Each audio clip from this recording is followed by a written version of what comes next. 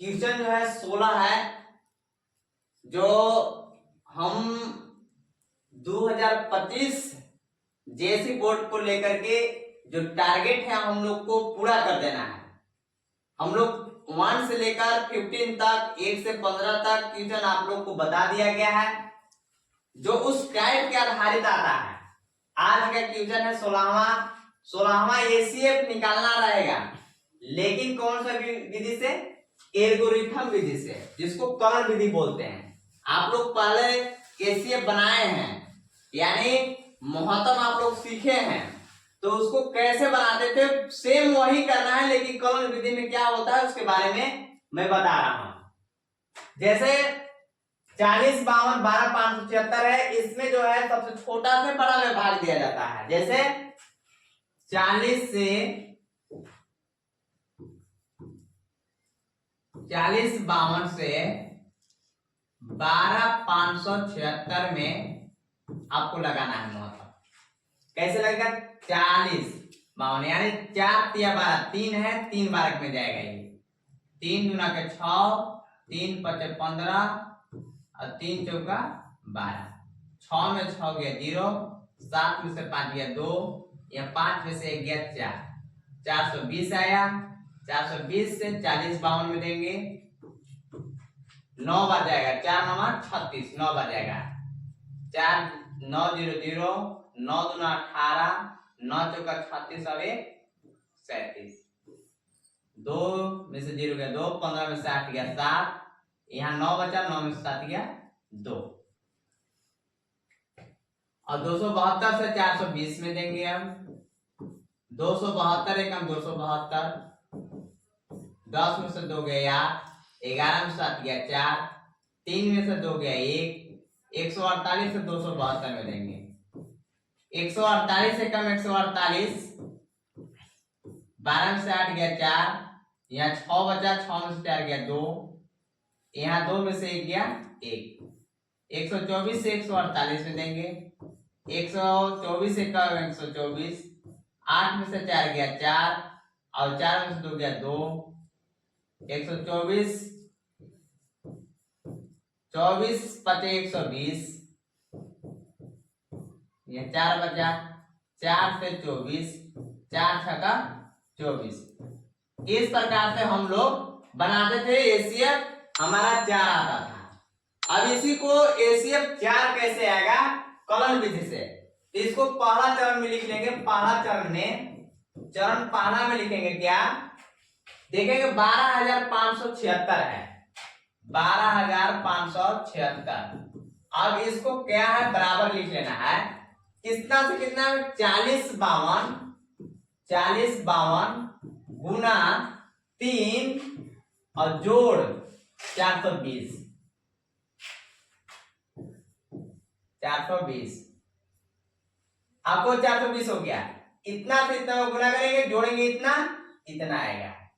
अब इसके बाद 40 52 को लेंगे। किसको लेंगे? 40 52 को लेंगे। अब 40 52 को लेंगे। अब 40 52 को 420 से भाग दिया था, यानी कि 420 गुना 9 और 272 जोड़ेंगे। 420 गुना 9 जोड़ में 272। अब क्या है? अब 420 को दिए हैं भाग, तो 420 को यहां लिखेंगे। 420 बराबर में क्या हो जाएगा? 272 गुने 1, 272 गुने 1 जोड़ में कितना होगा? 148। समझ में आ रहा है? हाँ, इसी प्रकार का है। अब 272 को लिखना होगा। 272 बराबर कितना है? 148 गुना 1, 148 गुना 1 जोड़, देखिए 148 गुना 1 जोड़ में 124 है, 124 है। अब फिर 148 को लेंगे, 148 को लेंगे, 148 को लेंगे तो अब कौन सा भाग में? 124 गुना 1 है, 124 गुना 1 जोड़ में 24 है। अब है 124 को लेना होगा। 124 को 24 से है, 24 गुना कितना है? 5 है, प्लस में कितना है? 4 से बचा है, अब 24 को लेंगे, अब 4 गुना 6 है, लास्ट में हमारा शेष क्या हो गया, 0 बच गया। क्या बच गया, जोड़ में 0, शेषफल कितना हो गया, 0। अतः हम लिखेंगे यहां शेषफल 0 हो गया, यहां कितना शेषफल हो गया, यहां शेषफल बराबर 0 हो गया। अतः लिखेंगे क्या चीज कि एसीएफ बराबर कितना हुआ मेरा, जहां पर हमारा 4 से डिवाइडेड वाला लगा हुआ शेषफल 0 जब प्राप्त होता है तो एसीएफ हमारा मिल जाता है। चरण फर्स्ट लिख सकते हैं, सेकेंड में चरण में ये हो गया, और ये थर्ड चरण लिख देंगे। आपको एक करण विधि से आपको एसीएफ निकल गया।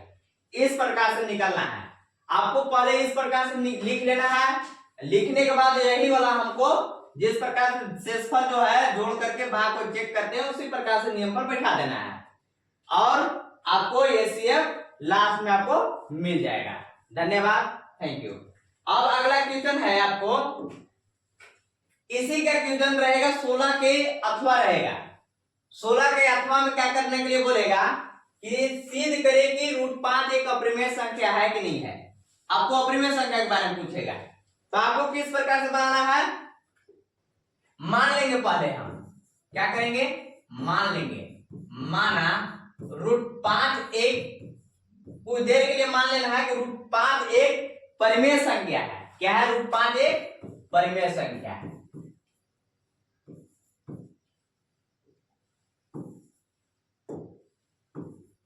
परिमेय संख्या है, परिमेय संख्या है।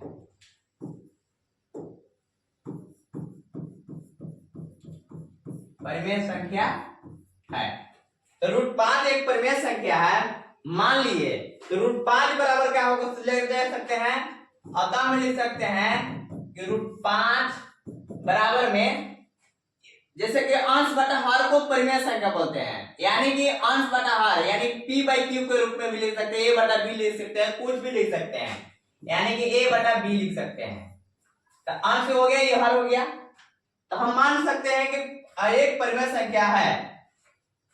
लिख देंगे इधर पोस्ट में कि जहां a और b एक पूर्णांक संख्या है, पूर्णांक संख्या है, a और b एक पूर्णांक संख्या है।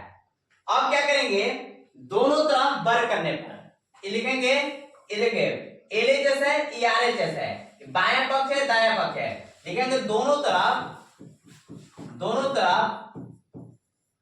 वर्ग करने पर,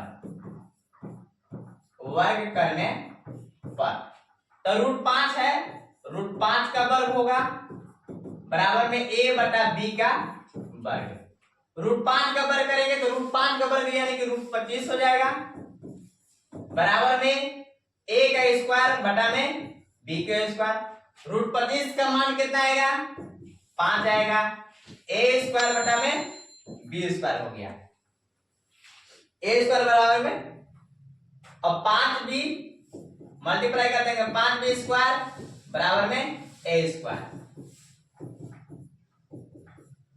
अब यहां आपको ये लिखना होगा कि a स्क्वायर जो है, इसलिए a भी 5 से विभाज्य है, 5 से विभाज्य है, 5 से विभाज्य है,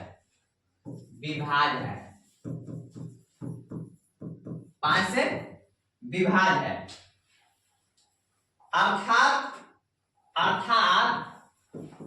5 a का गुणनखंड है, a का गुणनखंड है,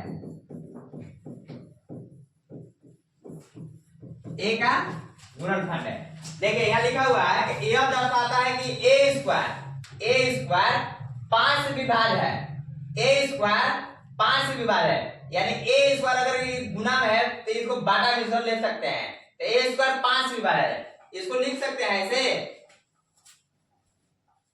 b स्क्वायर बराबर a स्क्वायर बटा 5, यानी कि 5 से विभाज्य है a स्क्वायर। यहां पर लिखा हुआ है कि a स्क्वायर 5 से विभाज्य, अर्थात इसलिए ए भी 5 से विभाज्य होगा, इसलिए ए भी जो होगा 5 अर्थात 5 ए का गुणनखंड है। यहां तक समझ में आ रहा है। अब आगे जो है मार बराबर ए स्क्वायर, यह दर्शाता है कि ए स्क्वायर 5 से विभाज्य है, अर्थात बी स्क्वायर भी इसको लिख सकते हैं ए स्क्वायर बटा 5, इसे लिखा हुआ कि ए स्क्वायर 5 से विभाज्य है, तो इसलिए ए भी 5 से विभाज्य होगा। जब ए स्क्वायर 5 से विभाज्य तो ए भी 5 से विभाज्य का गुणनखंड होगा, अर्थात बी स्क्वायर भी 5 से विभाज्य होगी। अतः नियम का विरोधाभास करता है, इसलिए √5 एक अपरिमेय संख्या है। कैसे ही